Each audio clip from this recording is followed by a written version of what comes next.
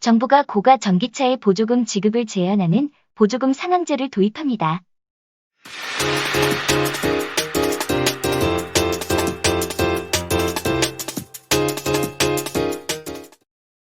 올해부터 9천만 원이 넘는 전기차를 사면 보조금을 한 푼도 받지 못합니다.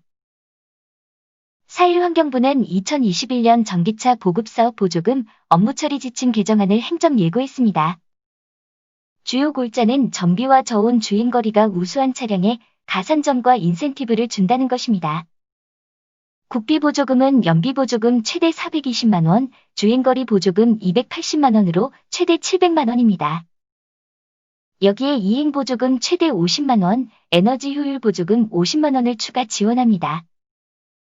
다만 6천만 원이 넘는 전기차는 국비와 지방비 보조금의 50%만 지급되며 9천만 원이 넘는 고가 전기차는 보조금 지급 대상에서 제외됩니다. 가격은 부가세와 옵션을 제외한 트림별 출고 가격을 기준으로 합니다. 이에 따라 지방자치단체 추가 지원금을 합친 차량당 보조금은 1,000에서 1,200만 원이 될 것으로 전망됩니다. 통상 지자체 추가 지원금은 국비 보조금의 절반 정도입니다.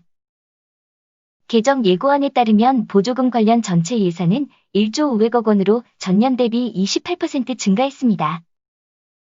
차종별로 배정된 예산은 공개되지 않았으나 업계는 승용 전기차에 5,250억 원, 전기 트럭에 4천억 원이 배정될 것으로 보입니다. 이 가운데 달라진 보조금 정책이 국내외 전기차 가격 정책에 영향을 줄 것으로 보여집니다.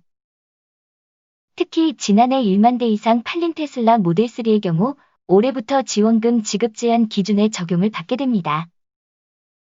테슬라 모델 3 스탠다드 레인지 플러스는 5,479만 원, 롱레인지 6,479만 원, 퍼포먼스 7,469만 원입니다.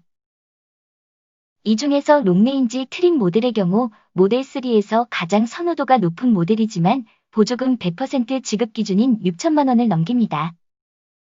반면 현대와 기아 등 국내 완성차 업계는 보조금 혜택을 대부분 누릴 전망입니다. 현대와 기아의 전기차 신차 6종은 100% 보조금 혜택을 받게 될 것으로 보여집니다.